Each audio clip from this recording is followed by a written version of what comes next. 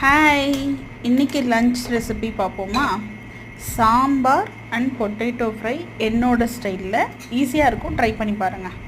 குக்கரில் துவரம்பருப்பு, கொஞ்சம் பாசிப்பருப்பு, தக்காளி, பச்சை மிளகாய், தண்ணி போட்டு மஞ்சள் பொடி போட்டு நான் உருளைக்கிழங்கு ஃப்ரை பாயில் பண்ணிட்டு தான் பண்ணுவேன். ஸோ அந்த உருளைக்கிழங்கையும் அதில் ஆட் பண்ணி குக்கரை க்ளோஸ் பண்ணி கரெக்டாக ஒரு 5 விசில் விட்டுக்கோங்க. 5 விசில் விட்டதுக்கப்புறம் அதை நல்லா எடுத்து மேஷ் பண்ணி வச்சுக்கோங்க. அதுக்கப்புறம் ஒரு பேன் எடுத்து அதில் தேங்காய் எண்ணெய் மஸ்ட்டு. நான் எப்பயுமே ரெகுலராக கோகோனட் ஆயில் தான் யூஸ் பண்ணுறேன். கோகோனட் ஆயில் போட்டு கொஞ்சம் கடுகு, கொஞ்சம் உளுத்தம்பருப்பு, கொஞ்சம் வெங்காயம் இதெல்லாம் நல்லா வதக்கிட்டு என்ன வெஜிடபிள்ஸ் வச்சுருக்கீங்களோ, வெஜிடபிள்னு சொன்னோன்னு தான் ஞாபகம் வருது. ஆக்சுவலி வீட்டில் இன்றைக்கி வெஜிடபிள்ஸே இல்லைங்க. ஆனால் எனக்கு சாம்பார் சாப்பிட்ணுன்னு ஆசையாகிடுச்சு. கேரட்டும் பீன்ஸும் மாத்திரம்தான் இருந்துச்சு.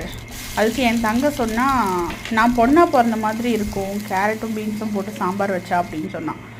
அதுக்கு மீனிங் நெகட்டிவ், நல்லா இருக்காது அப்படிங்கிற மாதிரி. பட் வேறு வழி இல்லை, அதனால நான் அதை வச்சு தான் சாம்பார் வைக்கிறேன்.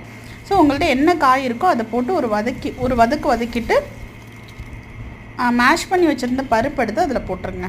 பருப்பு, தக்காளி, பச்சை மிளகாய் அதில் போட்டுட்டு புளியை கரைச்சி விட்டுட்டு குழம்பு பொடி ஆட் பண்ணுங்கள். இது என்னோடய குழம்பு பொடி, எங்கள் அம்மா செஞ்சு கொடுத்தது.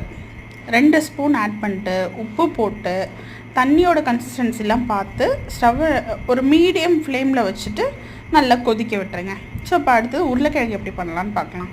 கடாயில் தேங்காய் எண்ணெய் விட்டுட்டு கடுகு போட்டு பொரிஞ்சதுக்கப்புறம் உளுத்தம்பருப்பு போட்டு அதுவும் பொரிஞ்சதுக்கப்புறம் இப்போ தான் மெயின் நிறைய வெங்காயம், கருவேப்பிலை. நிறைய வெங்காயம் ஏன்னா இது என்னோடய ஸ்பெஷல் டிஷ்ஷு. இதை நான் பண்ணேன்னா எல்லாருக்கும் பிடிக்கும். வீட்டில் பேசிக்காக நான் ஒரு குக்கே கிடையாதுங்க. எனக்கு தெரிஞ்சது தான் குக்கு அப்படின்னு நானாக நினச்சி சமைச்சிட்ருக்கேன். நான் அப்படிப்பட்ட சமையல்காரி தான். நான் மேஷ் பண்ணி வச்சிருந்த உருளைக்கிழங்கு அதில் ஆட் பண்ணிவிடுங்க. நல்லா மேஷ் பண்ணக்கூடாது, 1-2 அந்த மாதிரி இருக்கணும்.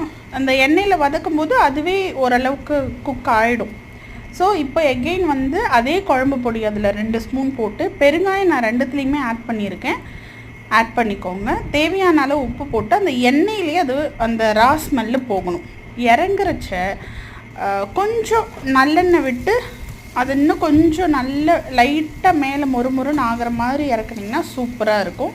சாம்பாரில் கொத்தமல்லி போட்டு இறக்குனிங்கன்னா சாம்பாரும் ரெடி. இதுதான் இன்றைக்கி உண்டான லன்ச். ட்ரை பண்ணி பார்த்துட்டு சொல்லுங்கள். பாய்.